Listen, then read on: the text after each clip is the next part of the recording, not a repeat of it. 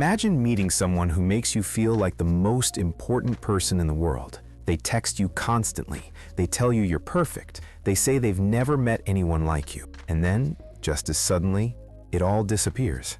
You're left wondering what you did wrong. But here's the truth. You were never the problem. You were a target. And what you experienced wasn't love. It was a psychological weapon called love bombing.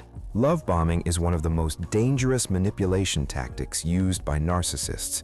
It feels like romance, it feels like destiny, but it's actually a calculated strategy designed to trap you emotionally before you realize what's happening.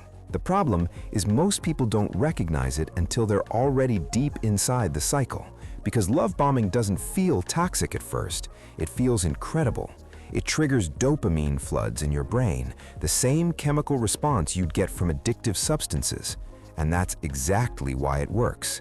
The narcissist isn't just trying to impress you, they're trying to chemically bond you to them before showing their true self. Today, we're breaking down the 5 psychological stages of the love bombing cycle so you can recognize it, understand it, and protect yourself from it. Stage 1, the idealization phase.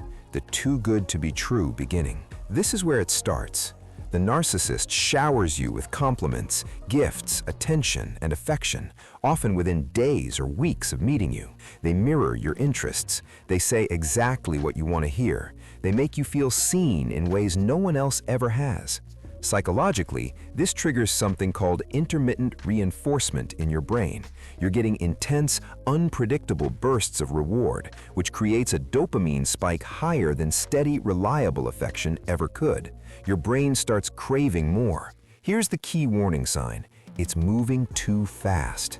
Real intimacy takes time, but the narcissist rushes it because they need you emotionally dependent before you see the cracks.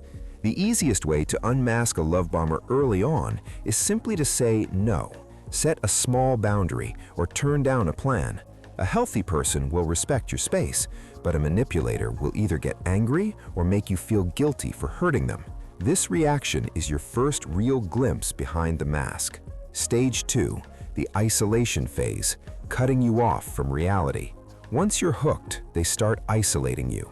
Subtly at first. They'll say things like, "Your friends don't really get you like I do," or "I just want us to spend more time together, just the two of us." This is psychological conditioning. By removing your support system, they become your only source of validation. Your amygdala, the part of your brain that detects threats, gets suppressed because you feel safe with this person.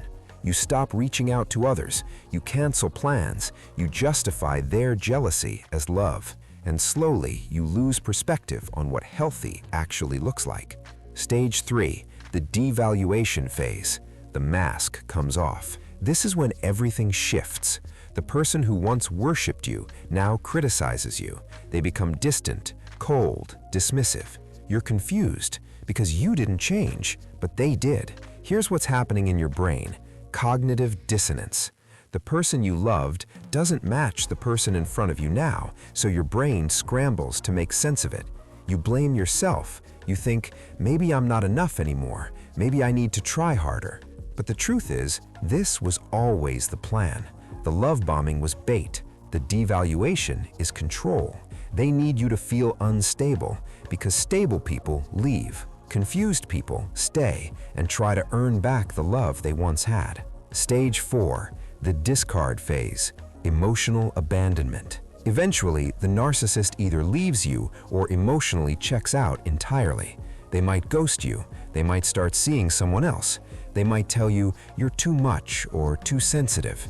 This phase destroys your sense of self because your brain has been conditioned to see this person as your primary source of worth. Losing them feels like losing yourself. You experience what psychologists call trauma bonding, where pain and love become intertwined. You might beg them to come back. You might apologize for things you didn't do. And that's exactly what they want, because now they have total power over you.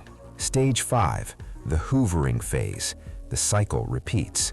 Just when you start to heal, they come back. They apologize. They promise they've changed.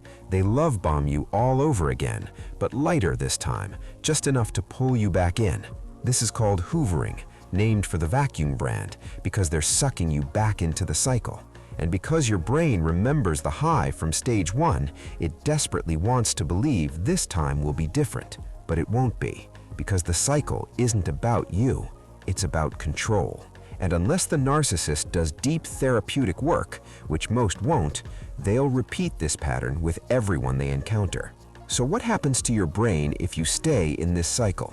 Short term, you lose your ability to trust your own emotions. Your cortisol levels stay elevated. You're in constant fight or flight mode. You become hypervigilant, anxious, people-pleasing. Long term, you may develop complex PTSD, depression, or anxiety disorders. You start attracting similar people because your brain has been wired to associate chaos with love. But here's the hope. When you recognize the pattern, you can break it. You can rewire your brain. You can learn what real love actually feels like. Steady, safe, consistent. Not a drug, not a trap, just real. So love bombing works because it hijacks your brain's reward system. But once you understand the cycle, you can't be fooled by it again. So here's the question I'll leave you with.